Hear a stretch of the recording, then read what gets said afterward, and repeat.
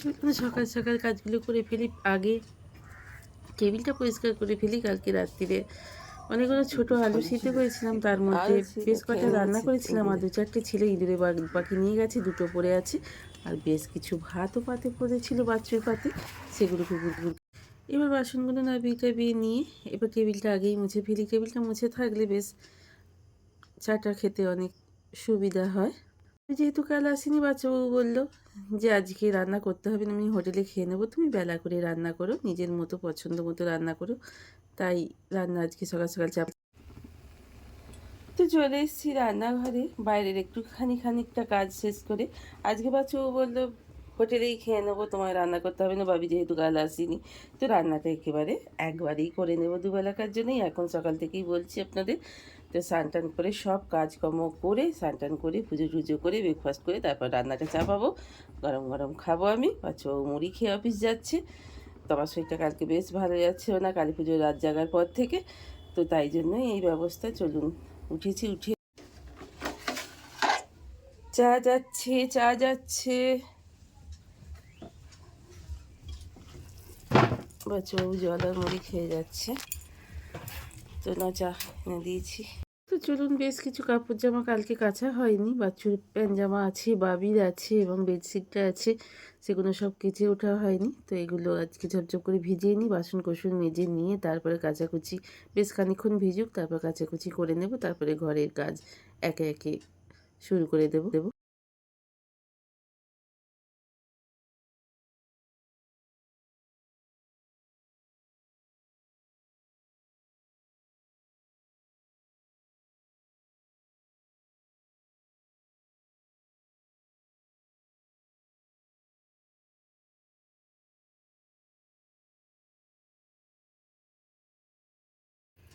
তো জামা কাপড়গুলো এবার চলুন একে একে, জামা কাপড় না, আমার কাপড় কাচা হয়ে গেছে সকাল সকাল।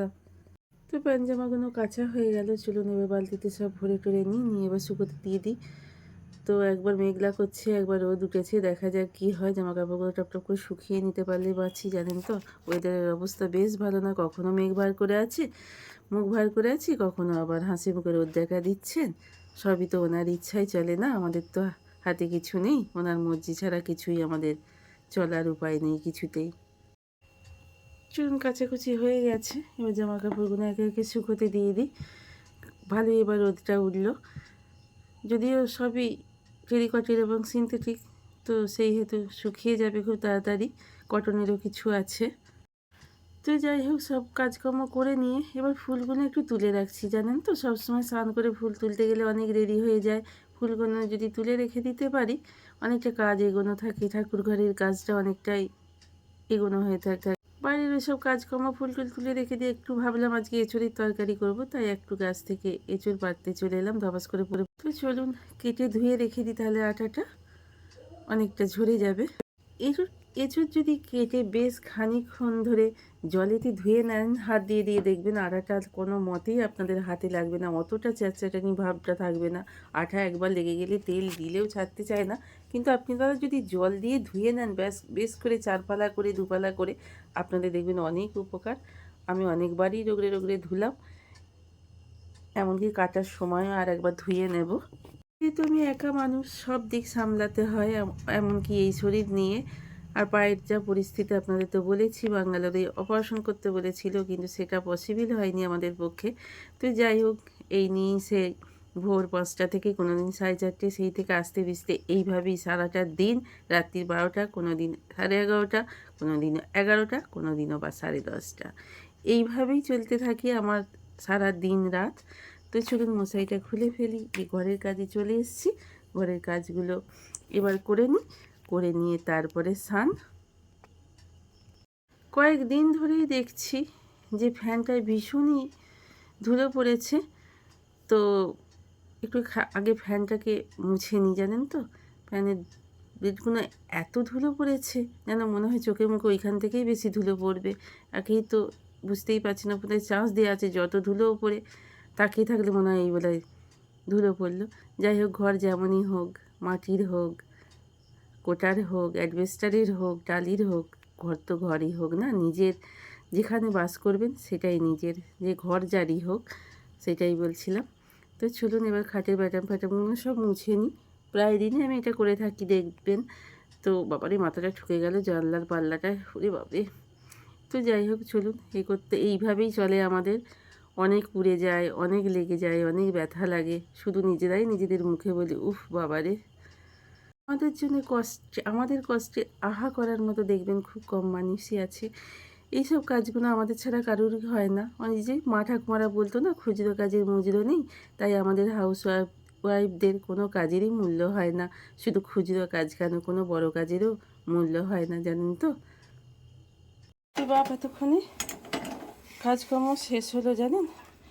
বাইরে ঘরে বিছানাপত্র পরিষ্কার করা হয়ে গেল, মোছামুছি মোটামুটি হয়ে গেল। ঝাঁটপালাটা অবশ্য দেওয়া হয়নি, এত খিদে পেয়ে গেছে। তাই জন্য কী করলাম, একটু চা খেয়ে নিই, তারপর পুজো হতে তো এখন অনেক দেরি আছে। তাই জন্যই চাটা আমি একটু বেশি করেই চা দিই জানেন তো। চাটা একটু গাঢ় গাঢ় না হলে, কড়া কড়া না হলে আমার বেশ খেয়ে শান্তি হয় না। তাই জন্যই একটু বেশি করে চা দিই। চাটা আমার মাসেতে খুবই লাগে। দেখুন না কতটা ওটস নষ্ট হয়ে গেছে। এই এতক্ষণ পরিষ্কার করছিলাম। আমার যে পুঁটলি করে করে জিনিস এরমভাবে রাখা থাকে, কারণ বেশি কন্টেনার নেই জানেন তো। আর কন্টেনারে মাল রাখলেও, মুদিখানা মাল যদি রেখে দিই, রাখবো কোথায়? রাখার কোথায় জায়গা বলুন। আমি এখানে রাখবো, ইঁদুরে ছুঁচোতে সব একবার টানা হেঁচা করবে, পটি করে সে আবার গা করে দেবে। তাই রাখা যায় কন্টেনার নেই। আমি নড়ি পাকিয়ে এরমভাবে আমি বাস্কেটটা টাবটার ভেতরে আমি রেখে দিই। দেখুন যেমন বাসন এখানে আছে, এখানে মুগের ডাল আছে, এইভাবেই আমি রেখে দিই এটার ভেতরে।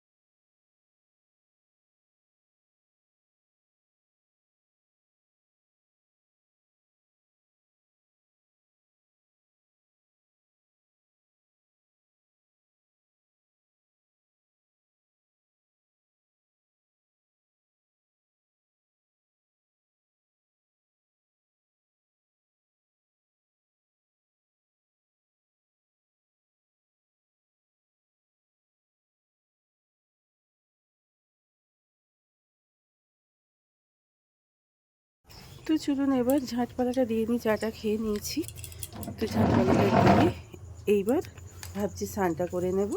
ফ্রিজ থেকে মাছগুলো বার করলাম। তো মাছগুলো এবার একটু ভীষণই বরফ হয়ে আছে, তো ম্যারিনেট করে রেখে দিই, তাহলে বরফটা ছেড়ে যাবে।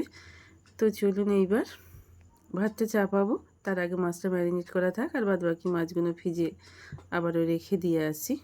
মাছটাকে ম্যারিনেট করে নিয়ে ভাতটা চাপিয়ে দিলাম, ভাতটাও হতে থাকুক। ভাতটা চাপিয়ে দিয়ে স্নানটা করে নিয়ে আমি চলে এসেছি ঠাকুর ঘরে, পুজো করব। ফুলটা তোলা ছিল তাই তাড়াতাড়ি হয়ে গেল। হরে কৃষ্ণ, হে করুণা সিন্ধু জগৎপতে, হে বাবা ভোলা মহেশ্বর, মঙ্গল করো হে মুরারি মধুসূদন, সকলকে ভালো রাখো, সেই সঙ্গে আমার সংসারকেও ভালো ভালো। এখানে আমি মাছগুলো ভালো করে ভেজে নিয়েছি, ভাতের ফেনাটা করিয়ে দিয়েছি, হাঁড়িটা তুলে মুছবো। আর আমি আজকে বানাবো একটা রেসিপি, মাছ দিয়ে এঁচড় দিয়ে একটু কালিয়া, মানে মাছ এঁচড়ের কালিয়া। আমি এখানে ধনিয়া পাতা আর পুদিনা পাতা, একটা কাঁচা লঙ্কা নিয়ে নিয়েছি, এখানে পেঁয়াজ বাটা নিয়ে নিয়েছি, এখানে টমেটো বাটা আর রসুন বাটা নিয়ে নিয়েছি, এখানে নুন চিনি লঙ্কা আর কাশ্মীরি লঙ্কা আর হলুদ নিয়ে নিয়েছি, পেঁয়াজ এক বাটি বেটে নিয়েছি, আর এখানে তেজপাতা, গোটা জিরে আর গোটা গরম মশলা। তো চলুন এবার রান্নাটা, আর এঁচড়টা তো সিদ্ধ করে নিয়েছি, রান্নাটা এবার চাপিয়ে দিই। গরম মশলা, গোটা জিরে আর তেজপাতাটা দিয়ে আগে ভালো করে তেলটাকে করে নিয়ে তারপরে পেঁয়াজটাকে দিয়ে দিলাম। এবার পেঁয়াজটা ভালো করে ভাজাভাজি হলে মশলা দিয়ে নুন চিনিটাকে আমি আর লঙ্কা গুঁড়ো হলুদটা অবশ্যই তেলে আগে দিয়ে দেব। আমি এখানে তেলেতেই দিয়ে দিলাম হলুদটা আর কাশ্মীরি লঙ্কা গুঁড়োটা, ভীষণ সুন্দর কালার হয় তেলেতে কাশ্মীরি লঙ্কাটা আর হলুদটা দিলে, কিন্তু দেখতে হবে যাতে পুড়ে না যায়, তাহলে কালো হয়ে যাবে। আর নুনটা চিনিটা দিলাম, সেটাও কালারের জন্যই দিলাম। তো চলুন এবার মশলা বাটাটা দিয়ে দেব। মশলা থেকে তেল অলরেডি ছাড়তে শুরু করে দিয়েছে এই প্রসেসে। এইবার আমি এঁচোড়টা আলুটা দিয়ে দেবো, আর নামাবার আগে অবশ্যই মাছগুলো দিয়ে দেবো, কারণ বেশি নাড়াচাড়া করলে মাছগুলো ভেঙে যেতে পারে, যতই আমি খুব ভালো করে ভাজি না কেন। তো চলুন এবার এঁচোড়গুলো দিয়ে দিই। এটাকে দিয়ে ভালো করে বেশ করে কষিয়ে নিয়ে নামাবার আগে এবার আমি দিয়ে দিচ্ছি কসুরি মেথি। আর অবশ্যই আমি একটু গরম মশলা দেবো। মাছগুলোও দিয়ে দিয়েছি। দিয়ে এবার নেড়ে ছেড়ে নামিয়ে নিলেই আমার রেডি হয়ে যাবে আজকে এঁচোড় মাছের কালিয়া।